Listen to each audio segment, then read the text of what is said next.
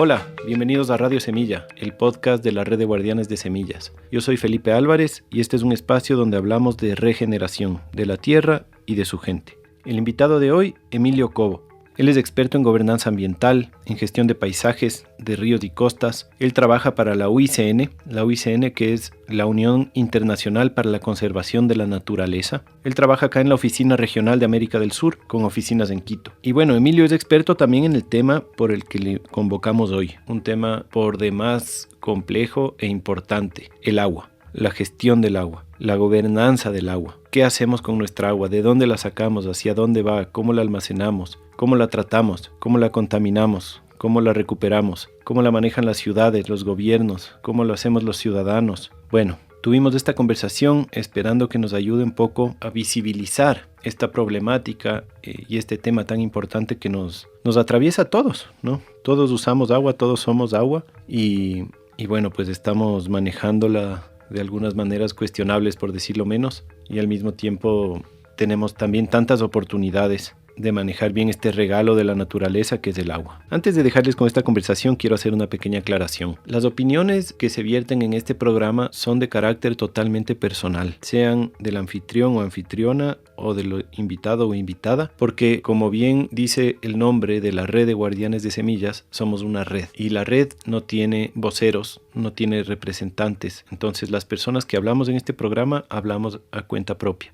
No hablamos a cuenta organizacional ni comunitaria. Entonces, como una buena red es distribuida y las personas son responsables de sus propios criterios. Porque como miembros y miembros de la red tenemos todo tipo de personas, es imposible tener una identidad común más allá de esto de la regeneración, de que todos estamos juntos en esta red con este afán regenerativo de la ecología, de los ecosistemas, de la regeneración social. Y esa ética es la que nos une, ¿no? Esta cercanía a la naturaleza. Pero aparte de eso, tenemos personas que tienen criterios diametralmente opuestos en muchos diferentes temas, sean de alimentación, de ecología, de política, de espiritualidad, hay de todo. Y ninguno habla por ningún otro. Entonces, quiero que eso esté claro, que todas las opiniones que se dicen en este programa son de carácter personal. Y eso, ahora sí les dejo con esta conversación.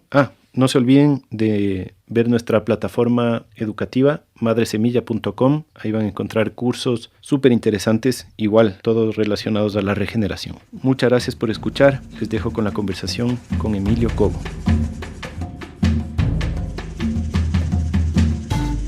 Emilio Cobo, bienvenido a Radio Semilla. Hoy tenemos un episodio especial para mí porque es un tema que ahorita a mí me fascina, que es el agua, el tema de la gestión del agua y bueno, todo lo que eso implica, que es muy amplio y que en este episodio ojalá alcancemos a abarcar una parte, pero sé que nos vamos a quedar con full temas que hablar. Pero primero quisiera que nos cuentes un poco de ti, así como tu trayectoria. ¿Desde siempre tenías tu interés por la ecología, por todos estos temas? ¿Cómo es tu recorrido así académico, laboral? Bueno, buenos días con todos. Gracias por la invitación, Felipe. Yo soy Emilio Cobo. Y bueno, mi interés en el agua y en sí en el ambiente creo que sí se dio desde temprana edad. Estuve en contacto con el ambiente desde joven. Crecí parte de mi vida en una hacienda. Y creo que eso sí me cautivó y despertó un interés en mí en el tema. Y obviamente luego del colegio estudié ingeniería ambiental y luego ciencias ambientales, una maestría. Entonces siempre he estado vinculado al sector ambiental, profesionalmente también, ¿no? ¿Dónde estudiaste, Emilio? Estudié ingeniería ambiental acá en Ecuador, en la UDLA, y ciencias ambientales en Suiza, en la Universidad Politécnica de Zúrich. Bacán. Y desde ahí, porque yo me acuerdo que cuando tú estabas estudiando en Suiza, también andabas por África y en un montón de proyectos así, como tú tuviste tus vueltas por el mundo ahí, ¿no? Sí, la verdad es que luego de la maestría estuve 7 meses en África, en Costa de Marfil, trabajando en un proyecto súper lindo en campo, con varias comunidades que vivían cerca de una laguna en la frontera entre Costa de Marfil y Ghana, en proyecto de conservación de primates. Básicamente levantando información y entendiendo las dinámicas de uso del paisaje de las comunidades. Fue un trabajo súper interesante, tener esa cercanía, digamos, también con el campo y desde el punto de vista social también entender cómo funcionan esas dinámicas, creo que es súper enriquecedor. Luego de ese tiempo volví al Ecuador y acá en Ecuador me vinculé por 2 años al Ministerio del Ambiente. Uy. Estuve trabajando en la Subsecretaría de Cambio Climático y también interesante, ¿no? Yo creo que también te cambia un poco la perspectiva de lo que es el sector público y lo que implica, ¿no? La gestión del ambiente desde la institucionalidad estatal, ¿no? Yo creo que muchos somos a veces críticos del ministerio y lo vemos como el patito feo y el culpable de muchos desastres, pero también hay que entender los desafíos que hay desde la gestión pública y las limitantes que hay en un país que a veces no destina, ¿no? La atención política, los presupuestos, los recursos que requiere una institución que es la autoridad ambiental para fungir la rectoría que tiene, ¿no? De los ecosistemas, de las áreas protegidas. Entonces, es un reto gigante. Yo al ministerio tampoco le puedo echar la culpa de todo y fui parte del ministerio y entiendo un poco las limitantes que hay, pero fue una excelente escuela, ¿no? El sector público es interesantísimo por la cantidad de presupuestos que manejas, los proyectos, el alcance de las acciones que tienes desde el sector público. Y estuve 2 años trabajando en temas de cambio climático, igual un tema interesantísimo que mueve la agenda global ahora de ambiente también, ¿no? Que de cierta forma ha centrado la atención de los países, ¿no? Y de cierta forma incluso ha desviado un poco la atención, la conservación per se de ecosistemas por los temas de cambio climático. Entonces te pones a ver el financiamiento que recibe la temática de cambio climático hoy es mucho mayor a lo que recibimos para hacer conservación neta, ¿no? Y de hecho muchos proyectos ambientales y de conservación tienen que integrar esa arista de cambio climático para tratar de captar fondos. Entonces es interesante, es un desafío enorme para todos los países también la agenda de cambio climático, ¿no? Y integrar todos los criterios de adaptación a los diferentes sectores, al desarrollo de ciudades, a las agendas agrícolas, etcétera, ¿no? Y ahí el tema agua es ya un tema central, ¿no? Porque uno de los factores que más se ve afectado por el cambio climático es el factor agua. Y cuando hablamos de adaptación al cambio climático, estamos hablando de gestión del agua, ¿no? Principalmente. Igual que los riesgos asociados al agua, riesgos de inundaciones, de sequías, etcétera, ¿no? Entonces ese vínculo entre agua y cambio climático es muy estrecho, es importante y creo que copa una buena parte de la agenda de cambio climático hoy en día. Antes de meternos a las preguntas más maduras, yo quiero hacer unas preguntas más infantiles con este tema del agua. Por ejemplo, hay algo que yo trato de entender esto de las aguas subterráneas, porque he estado últimamente en esto tuvimos que hacer un pozo en la casa y estamos como en el tema también del manejo del agua, ¿no? Que hay abajo de la tierra. Y hemos descubierto que hay algunos lugares donde el agua está súper superficial y 10 metros más allá el agua está mucho más profunda y yo no entiendo qué pasa abajo de la tierra con las aguas subterráneas. O sea, que todo viene de infiltraciones desde los páramos en la montaña. ¿Cómo funciona esto de las...? Y también otra, que hay diferentes capas de la napa freática, ¿no? O sea, hay una capa de agua y después puede haber, no sé qué es, piedra, agua, suelo, y más abajo hay otra capa de agua. Toda esta agua está en movimiento, no sé.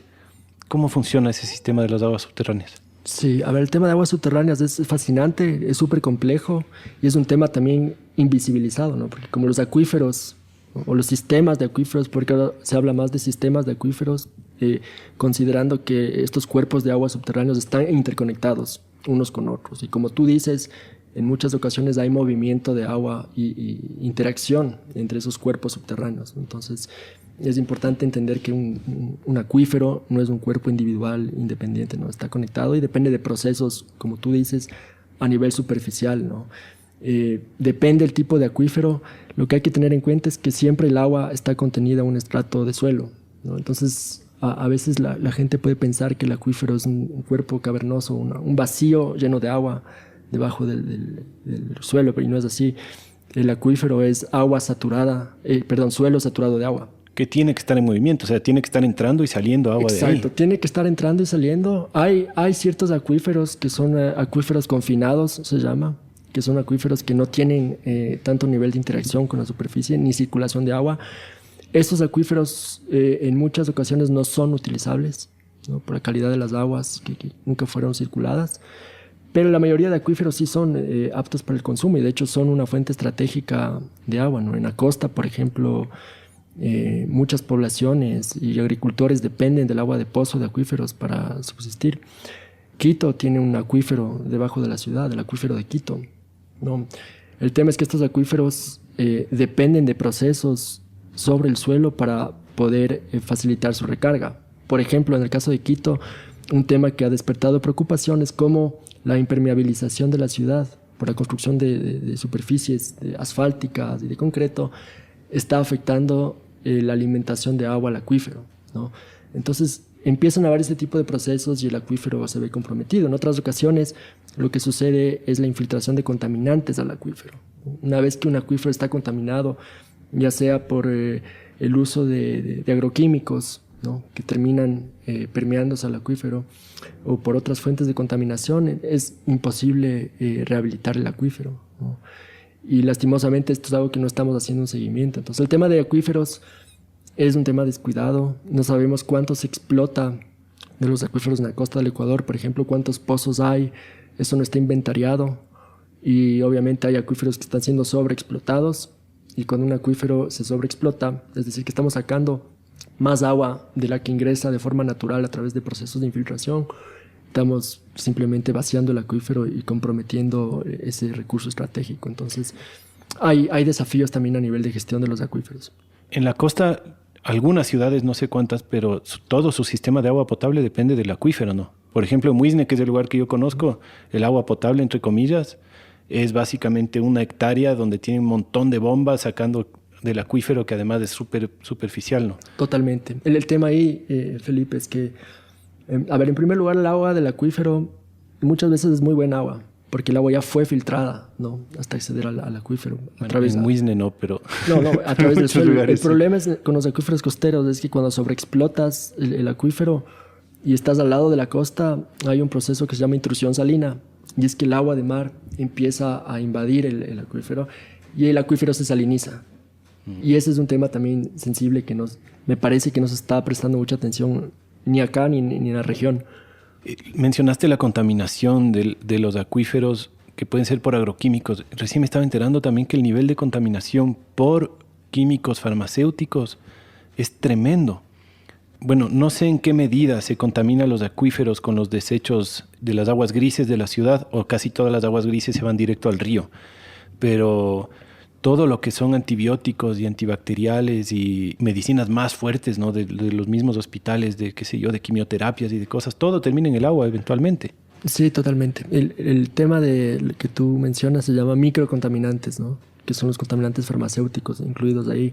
Y es un problema grave no solo para los acuíferos, sino también para los ríos y lagos, ¿no?, teniendo en cuenta que más del 90% de las aguas utilizadas en las ciudades en Ecuador se vierten a los cuerpos de agua sin ningún tratamiento, ¿no? El tema con los microcontaminantes, como son los antibióticos y las hormonas, por ejemplo, es que tienen efectos nocivos en la vida acuática, ¿no? Entonces muchas poblaciones, sobre todo de microorganismos, de peces, de macroinvertebrados acuáticos, se ven afectados por los antibióticos. El antibiótico es naturalmente un inhibidor de microorganismos, y por las hormonas, ¿no? Las hormonas que usamos los humanos también afectan el equilibrio de las especies de agua dulce, ¿no? Por ejemplo, y se ha visto en varios grupos taxonómicos, como peces, como anfibios, cambios y alteraciones sexuales donde empiezan a nacer solo hembras, por ejemplo. Eso te iba a decir, acabo de escuchar recién que en una parte del río Mississippi, en Estados Unidos, por hormonas o cosas que imitan hormonas, hay una población de bagres que el 30% tienen órganos femeninos y masculinos, y que eso obviamente está afectando a la reproducción de esos peces y así, pero es como que estamos alterándoles a un nivel ya brutal a esos organismos. Sí, es un tema sumamente complejo que recién está despertando interés en los países desarrollados, pero que tiene implicaciones profundas a nivel ecológico, ¿no?, en los sistemas de agua dulce. El tema también es que es sumamente complicado tratar las aguas con microcontaminantes, ¿no? Para eso se necesitan procesos avanzados de ósmosis inversa.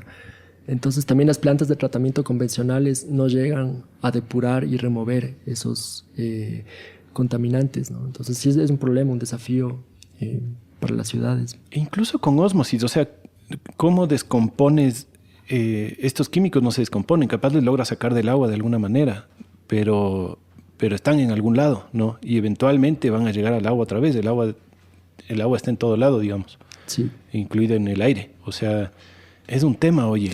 Es un tema y no solo tiene que ver con los desperdicios humanos, ¿no?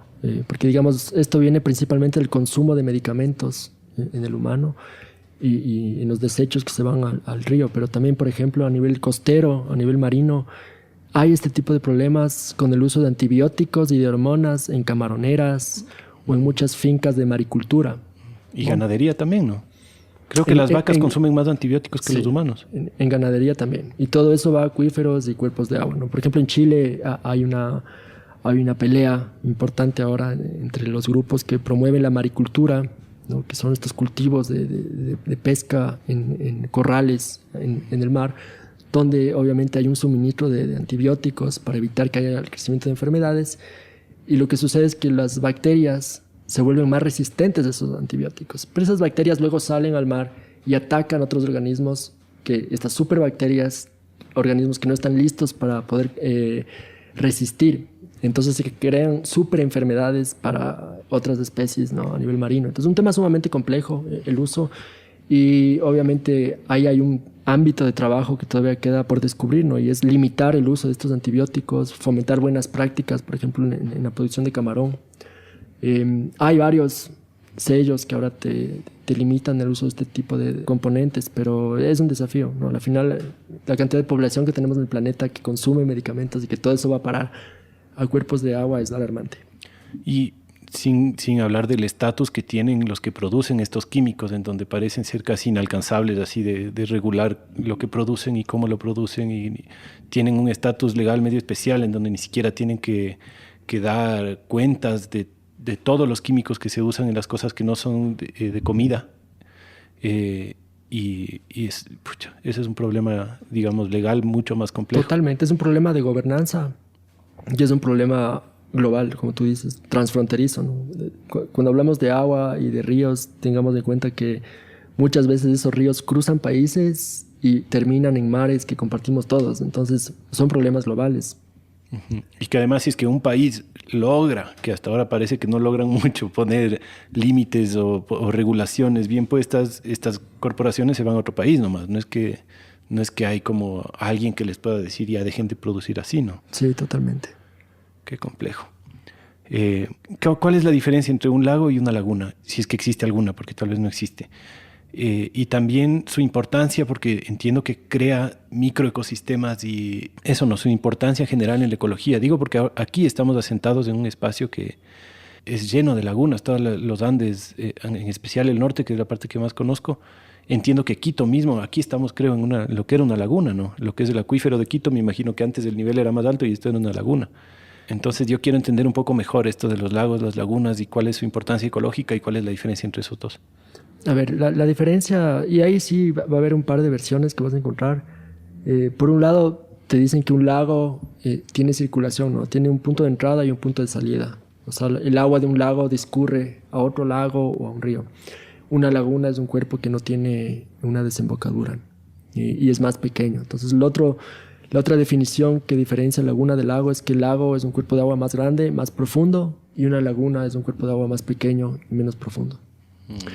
Lo que mencionas, sí, o sea, los Andes, y no solo los Andes, la costa también está lleno de lagunas y lagos, que nosotros nos referimos más como humedales, ¿no?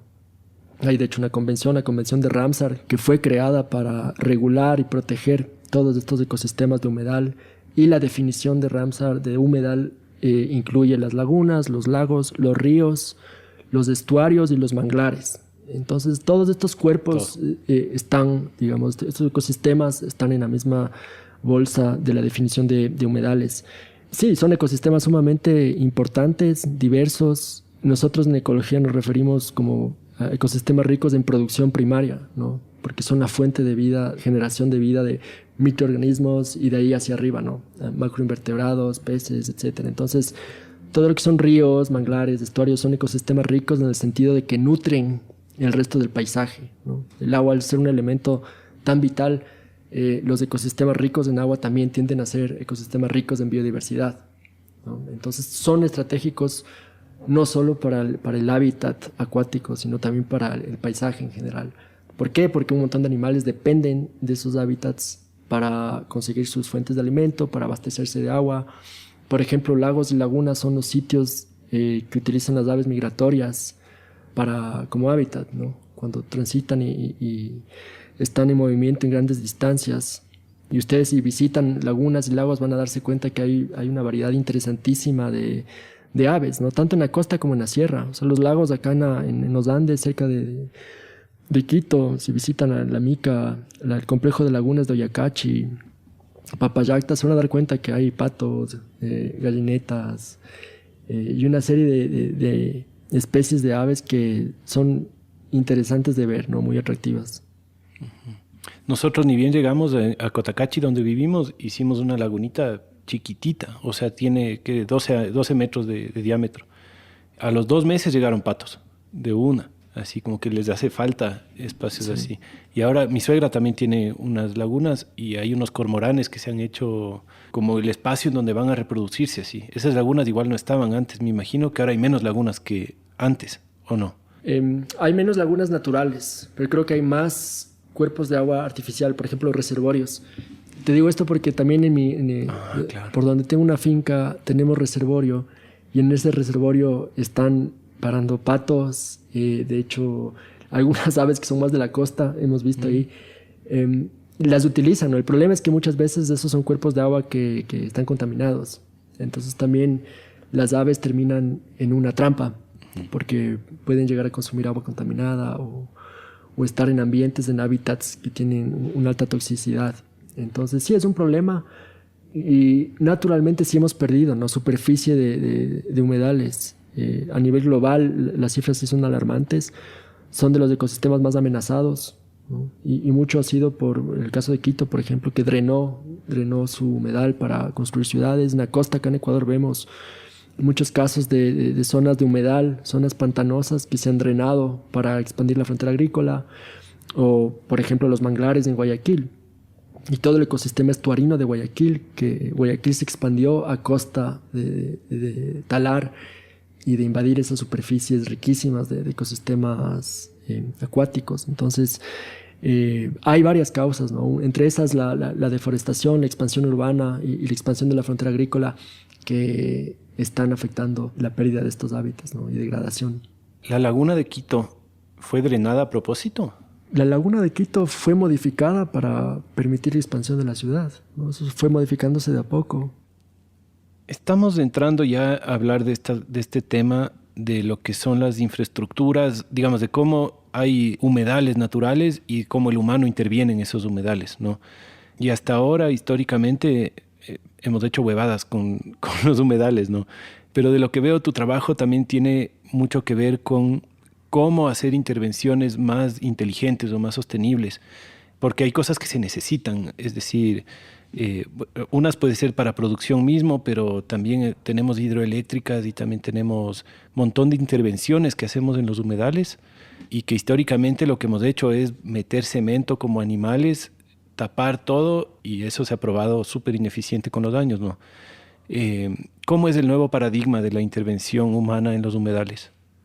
A ver, sí, empieza a haber un cambio, creo, aunque aún seguimos viendo un montón de obras de infraestructura que son sumamente invasivas, ¿no? Y destructivas de los procesos naturales de los que dependen los humedales. Pero la nueva tendencia es que se trabaje viendo a los ecosistemas como aliados, ¿no? También entendiendo al ecosistema como un sistema de ingeniería que puede proveer ciertos servicios en lugar de la infraestructura gris construida.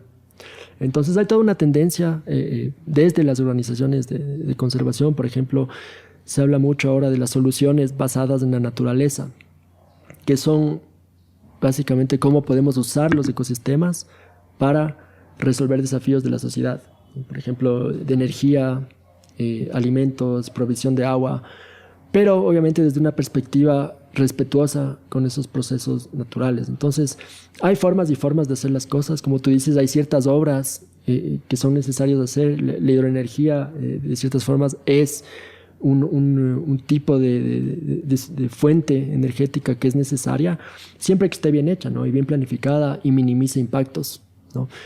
También otro tema es por qué las carreras de ingeniería civil, por ejemplo, y los desarrolladores de proyectos de infraestructura nunca han visto las oportunidades que hay de los servicios que proveen los ecosistemas, ¿no? Entonces, cuando hablo de esto, entro a hablar de un tema que es importantísimo, que es servicios ecosistémicos, ¿no? Y es empezar a entender que los ecosistemas, más allá de su valor intrínseco natural, también proveen servicios. Es decir, los procesos ecológicos de depuración de aguas, de control de sedimentos que naturalmente tiene un ecosistema, pueden también servirle al humano para complementar y hacer más eficiente, ¿no?, el funcionamiento de ciertas infraestructuras.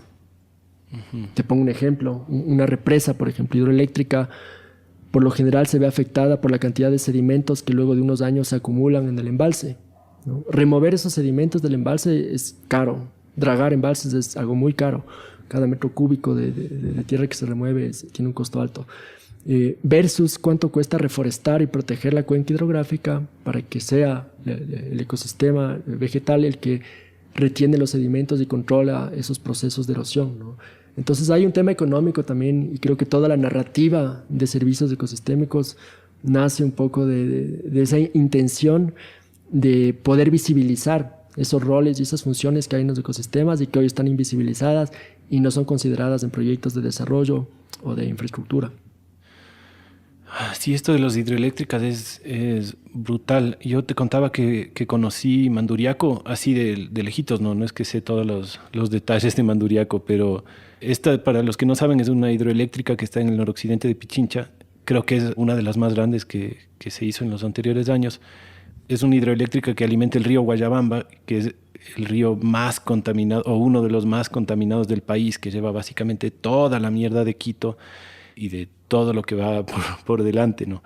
Fue, creo que, cuestión de 1 o 2 años para que los sedimentos ya le hagan no funcional a la hidroeléctrica. O sea, estuvo tan mal planificada y todo esto fue destrozando todo el ecosistema alrededor. Le llaman la cacacocha porque es, o sea, se ve como una laguna de basura y de caca, es una cosa espantosa. Y esto es hecho hace, ¿qué?, 10 años. ¿Cómo podemos estar a estas alturas haciendo infraestructuras así? Es una locura. Pero tú dices que si es que se pensaría mejor, ¿habría cómo hacer lo mismo, pero de una manera sostenible? ¿Habría cómo represar el Guayabamba para que nos dé energía de una forma sostenible o no? No siempre. Creo que hay casos en los que simplemente el proyecto no tiene que hacerse porque no tiene más beneficios, ¿no?, que costos. Entonces, este es un tema de análisis que creo que no se profundiza nunca. Y el desarrollo de estas infraestructuras, porque lo que vos mencionas de Manduriaco es solo un ejemplo, ¿no?, que puede sonar descabellado. ¿Cómo se les ocurre hacer una represa en el río más contaminado del país, ¿no?, sin los estudios adecuados? Entonces, y este ha sido un tema de debate desde que sucedió también el problema con el río Coca, con el colapso de la cascada de San Rafael, y es cómo estamos haciendo las obras de infraestructura, que al final son inversiones altísimas, ¿no?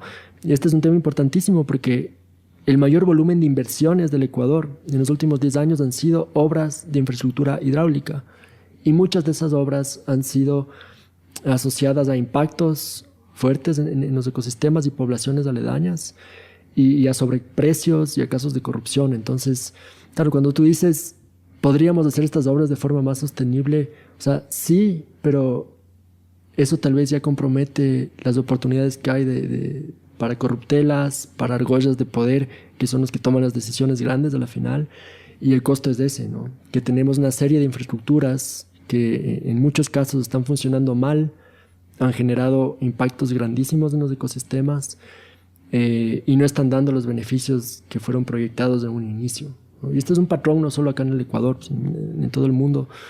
El desarrollo de mega obras está asociado a este tipo de patrones, ¿no?, donde el proyecto promete un montón al inicio, sufre sobrecostos, está atado a problemas de corrupción y finalmente tiene impactos en el largo plazo que son más altos que los beneficios. Un tema, por ejemplo, que nosotros hemos tratado de trabajar en estos meses es cómo podemos evidenciar ese análisis costos-beneficios en el largo plazo de estas obras. Pero eso implica que entendamos también los impactos que tienen, los costos en el largo plazo que tienen las obras de infraestructura hidráulica. El tema es que muchos de los impactos que tienen las represas, por ejemplo, en los procesos naturales de un río, se evidencian solo después de décadas, ¿no?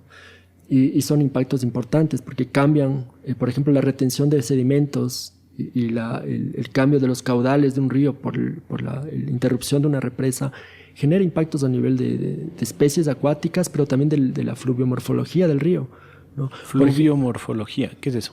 Las formas que tiene el río y cómo van evolucionando en el tiempo, ¿no? Cómo el agua interactúa con la geología, con el paisaje del río y lo va cambiando de formas, que al final esto es lo que define el hábitat de un río, ¿no? Entonces, cuando estos procesos son alterados, estamos cambiando por completo el hábitat también.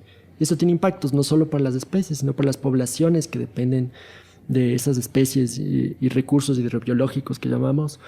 En el caso de la costa, por ejemplo, tienes ejemplos importantes de proyectos multipropósito que a la final han terminado alterando los patrones de caudales y de sedimentos en los ríos que discurren a la costa, ¿no? A las zonas de estuarinas que son ricas en manglares, por ejemplo el multipropósito Chone, y empiezan a haber afectaciones a nivel costero. ¿Por qué? Porque la retención de caudales y de sedimentos en el largo plazo te cambia la dinámica de interacción del río con el mar, ¿no? Y la dinámica costera. Entonces empiezan a haber procesos de erosión costera, de degradación de manglares. El manglar ya no tiene los cambios de la cota de agua que necesita para sobrevivir.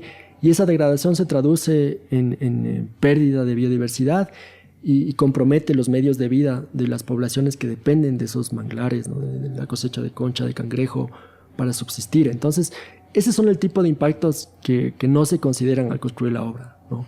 Y por otro lado, tampoco se ven los impactos acumulativos, ¿no? Si analizan, por ejemplo, el proyecto Coca-Cola Sinclair, okay, se ve lo que sucede en ese tramo del río, pero no se piensa en el resto de obras que hay en la cuenca, ¿no? Y el resto de construcciones que pueden acumulativamente generar impactos aguas abajo. Entonces, son temas complejos y sin duda el desarrollo de infraestructura no tiene las salvaguardas que debería, ni el nivel de planificación y de precaución que debería tener, ¿no? Tanto a nivel de riesgos como de impactos ambientales y de costos sociales que implican. Ahí es cuando uno se cabrea con el Ministerio de Ambiente, que a pesar de que yo sé que finalmente ellos son quizás el ministerio más débil y que simplemente reciben órdenes desde arriba, en teoría todos esos proyectos tienen una firma de un ministro de Ambiente que dice, sí, este proyecto es sostenible. Y me pongo a pensar cómo tendría que ser un modelo, o sea, un ministerio de Ambiente capaz que debería más bien depender de organismos internacionales que de un Estado, porque si no, nunca va a haber un ministerio de Ambiente suficientemente fuerte que diga, no, esto no podemos hacer. Sí, a ver, el tema de la debilidad del Ministerio del Ambiente es un tema clave, ¿no? Que creo que repercute en un montón de los problemas que tenemos hoy. Yo prefiero hablar del modelo de desarrollo del país, ¿no? Donde ahí el Ministerio del Ambiente juega un rol, ¿no? Pero como dices, hay una cadena de firmas y de autorizaciones. Y el Ministerio tiene legalmente instrumentos para normar y autorizar ciertas obras que pueden generar impactos. Y para eso tienes instrumentos como los de estudios de impacto ambiental. Pero si un estudio de impacto ambiental está mal hecho, ¿no? Y no tiene la profundidad adecuada que sucede comúnmente con las obras de infraestructura hidráulica, no sirve de mucho. También si es que un proyecto es categorizado como de prioridad nacional, como fueron todos estos multipropósitos, Coca-Cola Sinclair, el hecho de que es un proyecto de prioridad quiere decir que ya es un viserazo del presidente de que sale porque sale. Uh-huh. Entonces, en ese caso, el licenciamiento ambiental es un saludo a la bandera, ¿no? Y el ministerio va a aprobar el estudio de impacto ambiental y va a dar la licencia de construcción de la obra indistintamente de los impactos o de si fueron bien hechos o no los análisis de los estudios de impacto ambiental. Entonces, es un tema complejo. Como tú dices, ahí hay un tema de independencia y una incongruencia, yo pensaría, a nivel de gobernanza, porque muchas de estas obras son construidas por el Ejecutivo, o sea, son un mandato del presidente del gobierno, y son auditadas y licenciadas también por el Ejecutivo. Entonces, claro, lo que tú dices tiene razón. El ministerio no tiene el peso por un lado, pero tampoco la independencia. Y sí ha habido discusiones con respecto a esto una alternativa, por ejemplo, es crear una superintendencia de control ambiental.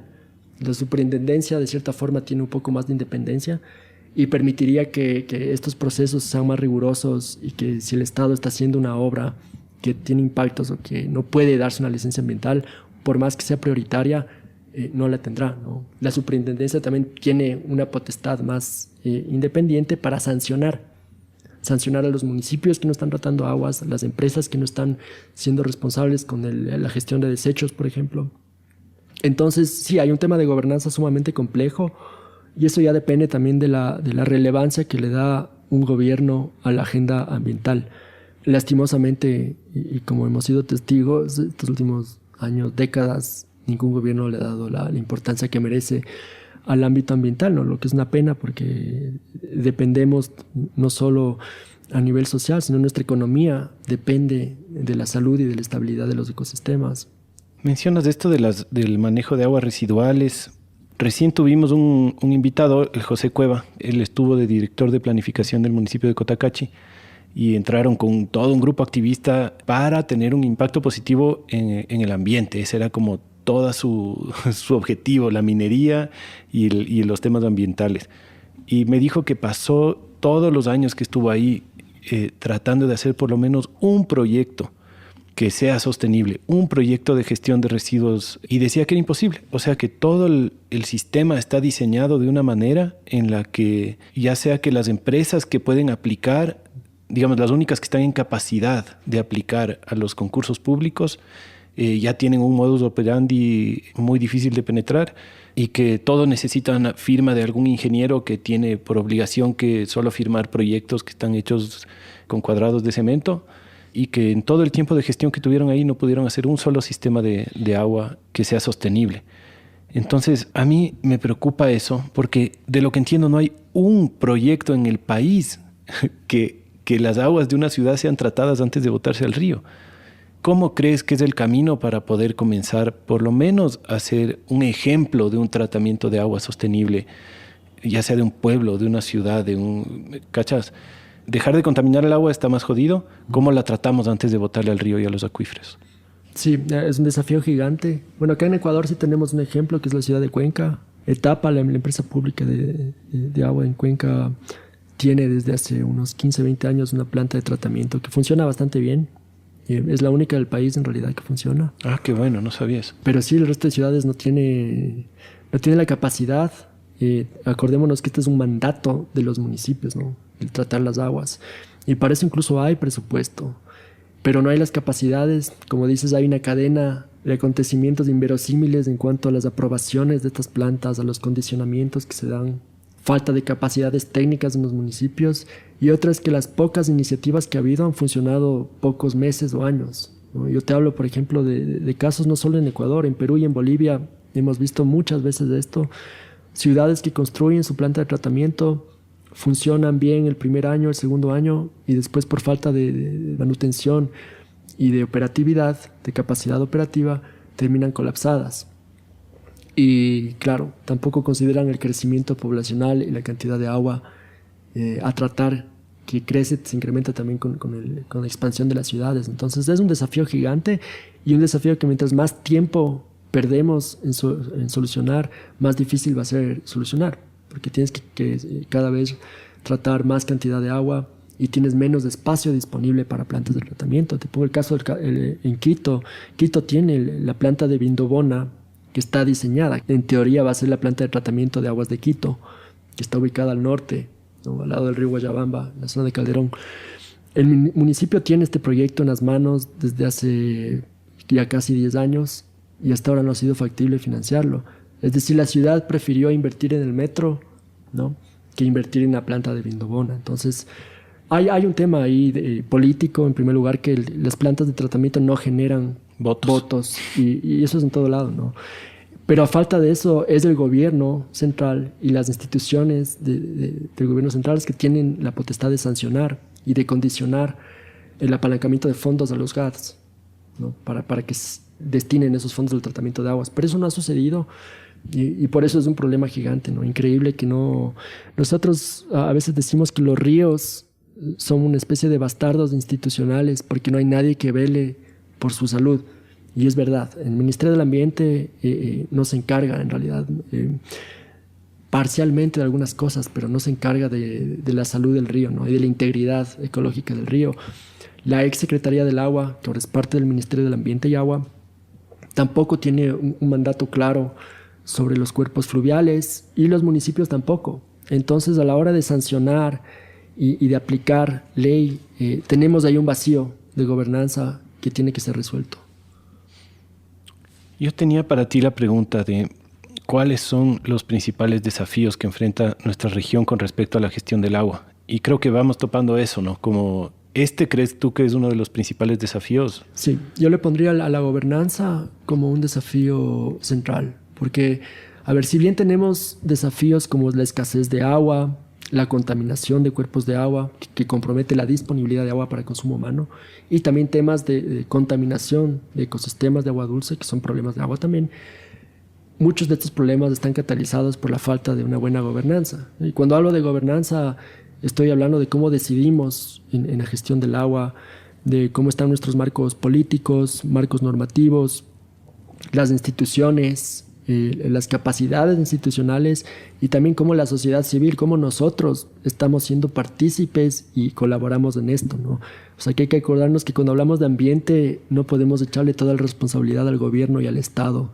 Acá todos tenemos un rol en cuidar y en exigir también que se cuide correctamente nuestro patrimonio natural. Entonces, yo creo que el tema de gobernanza sí es un problema central en los desafíos hídricos que hay en la región. Me parece que hay un riesgo alto de conflictividad por el agua. El hecho de que tengamos agua en Ecuador. Ecuador es el país con más ríos por kilómetro cuadrado en el mundo. Pero eso no es garantía de que están resueltos nuestros problemas de agua, ¿no?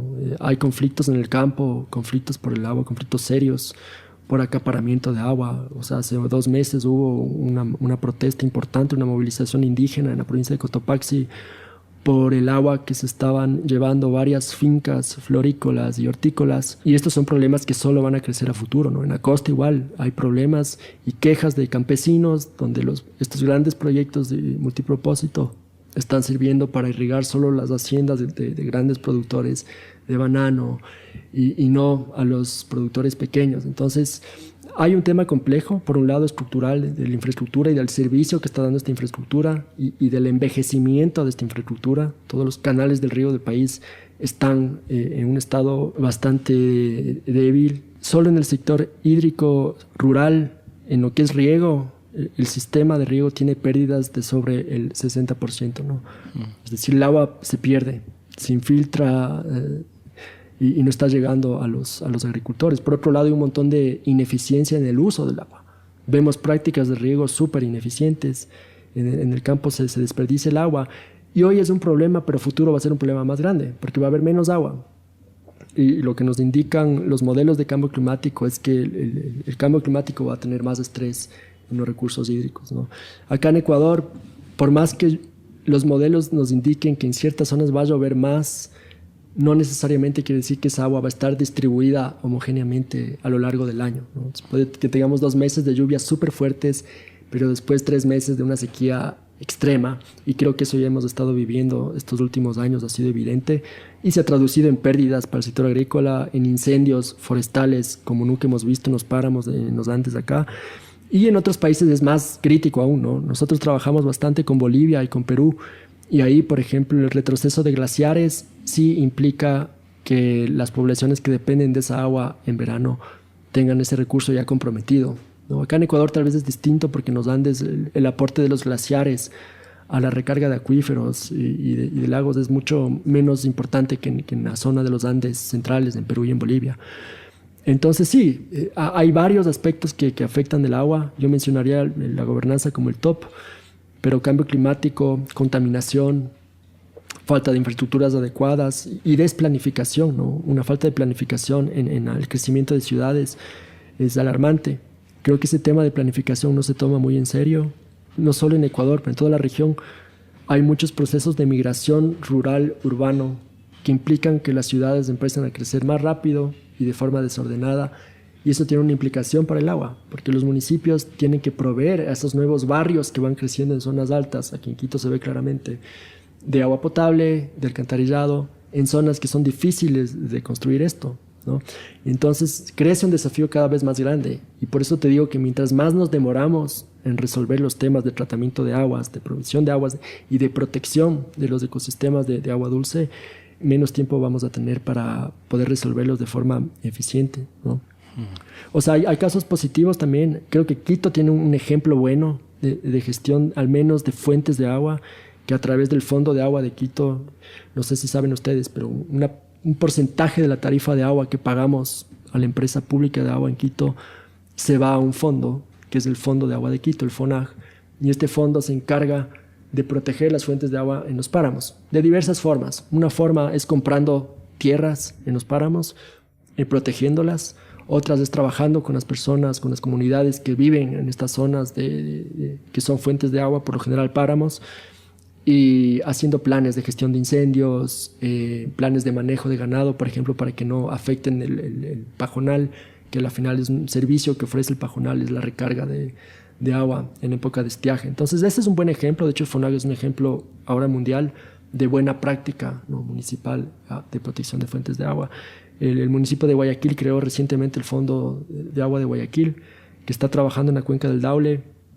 Obviamente el contexto de Guayaquil, de la provisión de agua, es totalmente distinto, ¿no? Guayaquil pues, se provee del agua del Daule, que es un río sumamente contaminado. Digamos que en eso ciudades como Quito, Cuenca, Ambato, Latacunga tienen un contexto de lujo, porque las fuentes de agua son fuentes de agua de lujo, son páramos, son lagunas. O sea, Quito saca su agua de la Mica, Papayacta, Salve Faccha, que son lagunas, lagos que están en el páramo, que no son contaminados, es prácticamente agua de vertiente, ¿no? Más bien el agua llega a degradarse un poco en su calidad, en el transporte, hasta que llega a nuestras casas. Claro, es una suerte. ¿Existe algún país de la región que sea un buen modelo de gobernanza y de gestión de agua? No, la verdad es que no. No hay un país que pueda ponerte como un buen ejemplo. Y yo ni siquiera te diría a nivel global, ¿no? Porque a veces pensamos que los países desarrollados tienen muy buenas políticas, nada que ver. Vean Estados Unidos, los problemas de agua que tienen es tenaz. El acaparamiento de agua, la ausencia de políticas de agua es terrible, ¿no? Y hay un nivel de conflictividad altísimo a futuro. Y hay conflictos latentes y vigentes. Pero no, yo no tengo un buen ejemplo en la región de un país que creo que falta mucho a nivel institucional, a nivel de planificación, a nivel de mecanismos de participación pública, ¿no? Acá en Ecuador, por ley, se crearon los consejos de cuenca como el mecanismo y la plataforma de participación pública para tomar decisiones a nivel de cuenca sobre el uso y la distribución del agua. Estos consejos se crearon ya, hasta hace 2 años se crearon todos a nivel nacional, pero no están operando. Para mí esa es una plataforma de diálogo importantísima para evitar conflictos, para incrementar la participación de la gente, ¿no?, en el uso del agua. Creo que todos los que tenemos algún tipo de conexión con el campo y dependemos de riego, por ejemplo, para nuestros cultivos, nos enfrentamos mes a mes a serios problemas de administración de esas infraestructuras de canales, de gente que se roba el agua, de caudales que no están llegando y de contratos y de licenciamientos de consumo de agua que se están dando sin medir la cantidad de agua real que hay, ¿no? Entonces se están otorgando licencias de consumo de agua que son mucho más altas de lo que se dispone. Entonces hay un serio problema de gobernanza y yo diría de abandono de todo lo que es infraestructura y mecanismos de administración del agua, no solo en Ecuador, en toda la región. Y estos pocos avances que hay, como los fondos de agua o como estas plataformas, ¿quién los impulsa? ¿Las ONGs? Sí. A ver, el Fondo de Agua de Quito fue impulsado por ONGs ambientales. Obviamente contó con el interés de la empresa pública de agua potable de Quito. Y los fondos que se están creando a raíz del éxito del fondo del FONAG en Quito están impulsados por varias ONGs. The Nature Conservancy, la UICN en mi caso, hemos estado también apoyando el tema. Y creo que ese es el rol que tenemos a veces desde el sector de la cooperación, ¿no? Poder encender esa llama que luego se convierte en iniciativas grandes. El tema de fondos de agua es interesantísimo porque está teniendo un montón de éxito en la región. Hay un montón de países en Colombia, en Perú, en Centroamérica, en Chile ahora hay interés también en empezar a trabajar este mecanismo, ¿no? Que es interesantísimo porque de cierta forma es reconocer el servicio que proveen ciertos ecosistemas para proveer agua a las ciudades y protegerlos, ¿no? Entonces es interesante, es una forma de captar fondos, ¿no? Acuérdense que también cuando hablamos de conservación, conservar cuesta, restaurar ecosistemas cuesta, y alguien tiene que pagar por eso.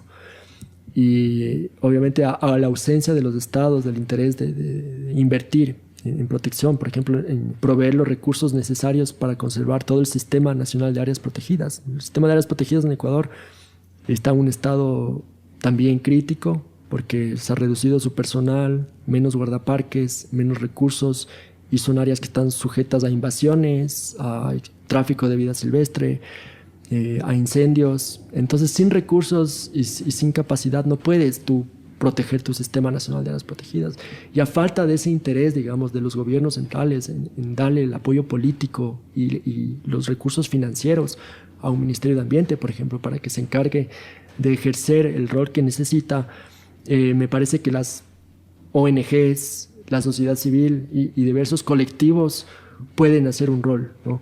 Por ejemplo, con el tema de áreas protegidas, desde hace unos 15 años ha estado creciendo en toda la región este tema de crear reservas privadas. Algunas personas creen que esto es medio sensible, no les gusta porque puede confundirse con acaparamiento de tierra, pero la figura de reservas privadas está teniendo un montón de éxito, ¿no? Y son donaciones que hacen otros países, gente con plata, que dona plata para que acá se compren cientos de hectáreas para ser conservadas, ¿no? Claro, que aquí en la sierra tal vez no suena como haciendas o algo así, ¿no? La gente debe tener ese pero me imagino que tiene otro modelo de gestión, igual, ¿no? Es decir, si ya tiene el modelo de una reserva privada, tendrá como las mismas exigencias que un parque nacional o que... Totalmente, claro, las reservas privadas, en primer lugar, los donantes que destinan fondos para la compra de tierras, la adquisición de tierras. Nosotros, por ejemplo, el Comité Holandés de la UICN mueve mucho la agenda de movilización de fondos para compra de tierras, tienen un programa de compra de tierras. Y esos programas vienen con condiciones, ¿no? O sea, en primer lugar, el proyecto de expansión de una reserva privada o de creación de una reserva tiene que estar bien planteado, técnicamente bien justificado, y tiene que haber un modelo de gestión de esa área que implique tener guardaparques, que implique que haya diálogo y acuerdos con las comunidades que viven ahí, ¿no? Para que luego no haya conflictos, como estamos viendo que hay conflictos ahora con varias áreas protegidas del país. Entonces, sí, hay condiciones que digamos, velan para que se garantice que esa área que se está creando va a tener permanencia en el tiempo y no va a crear conflictividad, ¿no? Y obviamente hay monitoreos, es decir, los donantes de estos fondos para la expansión de tierras hacen visitas anuales o bianuales donde se ve el estatus del área conservada, ¿no? Pero también ahí viene otro problema que tal vez es como de soberanía, ¿no? O sea, si es que hay un montón de tierras conservadas por ONGs extranjeras, ¿los dueños de esa tierra vienen a ser las ONGs o quiénes son los dueños de la tierra? No, porque, a ver, en el caso de Ecuador y de la región, estas tierras son compradas por lo general por ONGs domiciliadas en los países, ¿no? Entonces es la ONG domiciliada la que... Y por otro lado también pasan a ser parte de los sistemas de áreas protegidas. Pues acá por ley ya se pidió que todas estas nuevas áreas pasen a ser reconocidas dentro del sistema. Entonces son parte del patrimonio natural del Ecuador. Entonces no pensaría en el tema de soberanía, y la verdad no me importaría si es que por un tema de soberanía, al final el fin es conservar la tierra, ¿no? Claro, si es que es el fin, solo que también creo que existen agendas a través de ONGs de otros países que se toman territorios en países extranjeros. No me acuerdo, creo que era en Brasil que escuché que hay toda una franja que divide la Amazonía con el área costera, que hubo un montón de ONGs que compraron toda esta franja y que se convirtió en un problema más bien de soberanía, porque había otras agendas que eran más allá que la conservación. Sí, hay varias críticas a estos mecanismos. Otra es, por ejemplo, que luego estos se conviertan en laboratorios grandes donde puedan aprovecharse recursos genéticos y algunos temas de biotecnología que van a parar al primer mundo y son desaprovechados. Pero para eso están las políticas, ¿no? Para eso está la gobernanza de áreas protegidas y del patrimonio natural de un país. Tú tienes leyes y acuerdos que te permiten limitar y regular este tipo de acciones. Entonces yo creo que si es que estas tierras están bien gestionadas y el Estado es astuto en crear la normativa adecuada para que no se den los casos que tú mencionas, la creación de reservas privadas para mí es una de las formas más efectivas y exitosas que hemos visto de conservación ambiental. Claro, solo que un estado inteligente suena como a como de ciencia ficción. Tú mencionaste que depende de todos el tema de la gobernanza y la gestión del agua, ¿no? No es solo una cosa del Estado ni solo una cosa de la ONG, sino de nosotros mismos, de los ciudadanos. ¿Qué acciones crees que puede tomar un ciudadano común y corriente para ser parte de la solución? Es decir, la energía de un ciudadano que está interesado en apoyar estos temas de la gestión del agua, de la conservación, ¿dónde es útil ponerla? ¿Sirve de algo firmar peticiones online? Los filántropos que quieran poner dinero en algún lugar, ¿cómo pueden asegurarse que es algo que es efectivo? ¿Me explicó? Sí. A ver, yo no creo mucho en las peticiones y en la recolección de firmas. No me parece que eso conduce a ningún lado, la verdad. ¿Por qué? Porque no hemos visto que la recolección de firmas haya tenido incidencia en procesos, ¿no? Tenemos el caso más importante acá, que es la recolección de firmas del Yasuní, que terminó en lo que todos sabemos. Y siempre llegan por correos, por Facebook, por redes sociales, iniciativas de este tipo, ¿no? Tal vez sirven para concienciar y evidenciar que hay un problema, sí, pero me parece que no tienen el efecto que tiene, por ejemplo, cambiar hábitos, por ejemplo, el consumo de agua. Para mí hay una parte importantísima. Por un lado, sí, el municipio tiene la responsabilidad de proveer y dotarnos de agua y tratar de planificar las cuencas para que a futuro exista esa agua. Pero si es que seguimos desperdiciando agua como desperdiciamos, Quito, por ejemplo, es una de las ciudades que más agua desperdicia en toda la región, no tiene sentido todo lo que se haga del otro lado. Entonces hay una responsabilidad nuestra como consumidores de agua, directamente en el agua que utilizamos en diferentes actividades, pero también indirectamente en los productos que consumimos.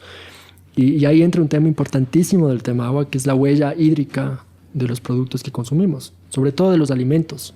Y está claro cuáles son los alimentos que más agua, que más huella hídrica tienen, ¿no? Por ejemplo, la carne, los cárnicos, los huevos, son productos que tienen una huella hídrica gigante, ¿no?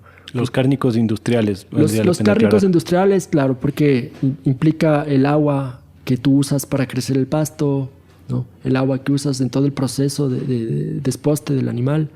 Entonces, si te pones a ver la cantidad de proteína y la huella hídrica que tienen los diferentes tipos de proteína, obviamente hay tipos de proteína que tienen una huella hídrica mucho menor. Entonces, hay una responsabilidad también del consumidor en estar conscientes, por lo menos, de estos temas, y que esa conciencia no sea pasiva, ¿no? Porque también mucha gente está consciente de muchas cosas, pero eso no incide en los hábitos. Para que incida en un hábito, la conciencia tiene que ser activa. Y me parece que eso es algo que falta mucho en la sociedad, ¿no?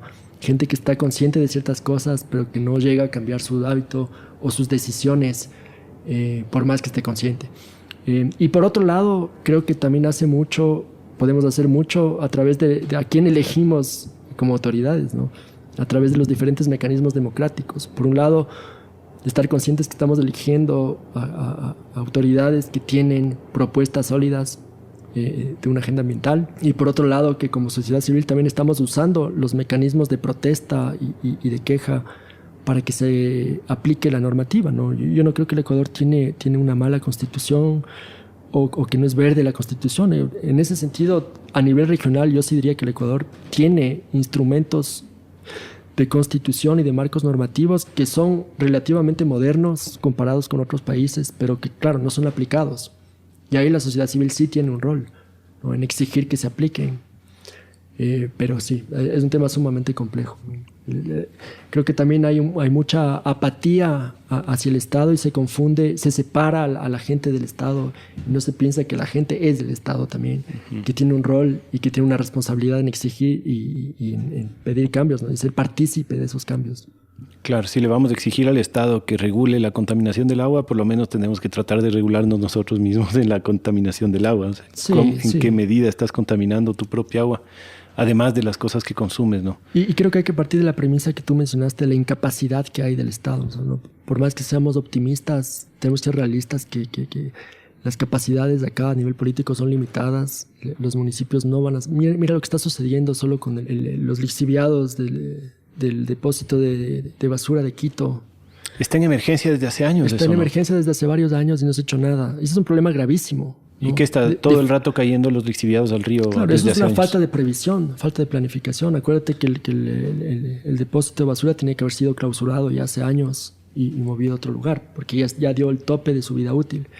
Y lo que hicieron es, no planificaron las alcaldías anteriores y no hay plan emergente al momento. Lo que les tocó es extender el relleno sanitario de una manera poco planificada y ahora están colapsando las piscinas de lixiviados. Entonces, por ejemplo, este tipo de descuidos son descuidos mayores, ¿no? que como ciudadanos no podemos permitir.